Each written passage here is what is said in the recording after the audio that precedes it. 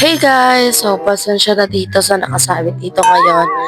For today's vlog, magsusolo parents for a day muna ako kasi nga wala yung daddy ni Raven sa trabaho. So, solo parents talaga muna ako. So, samahan niyo muna kami magpainit sa dagat. Yun muna una namin gagawin. So, andito na kami sa dagat. At so, for init na pala.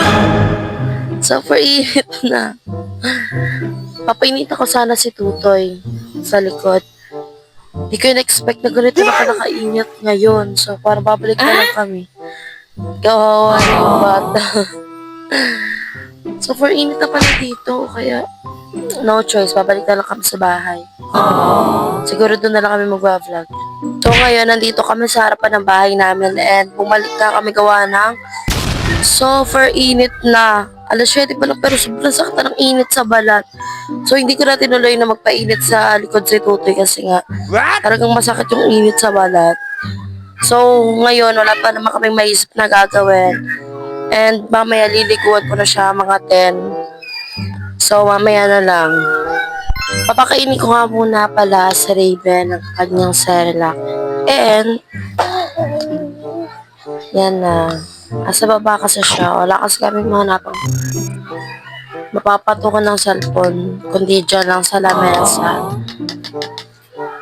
Yan. So, papakita ko na lang sa inyo. Si Raven. Ayan po si Raven nasa stroller. Stroller niya. And yan, haiyak na siya. So, papakainin ko muna siya.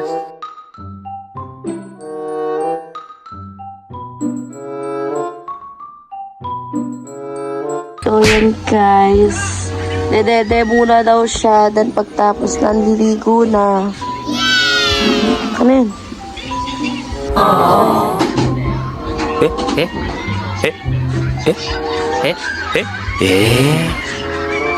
So guys, nakatulog ako. Ay. Dapat di ako tutulog. Ay, si Tutoy. Nasa paahan ko. At ang ingay. Fresh ko naman gumising. Charas. So, liliguan ko na si Tutoy, guys. Bye-bye.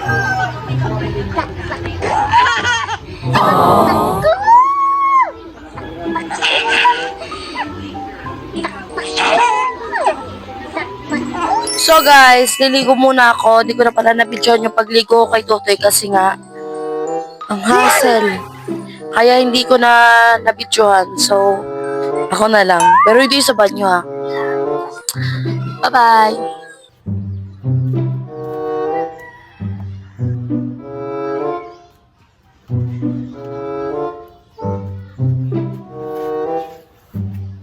So yun guys, tapos na ako maligo and mag-wake up ako mamaya kasi nga may ginawa akong trend yung angker, ganon. Kaya kakain muna kami. Tignan niyo yung pagkain ko. Gulay. Wow.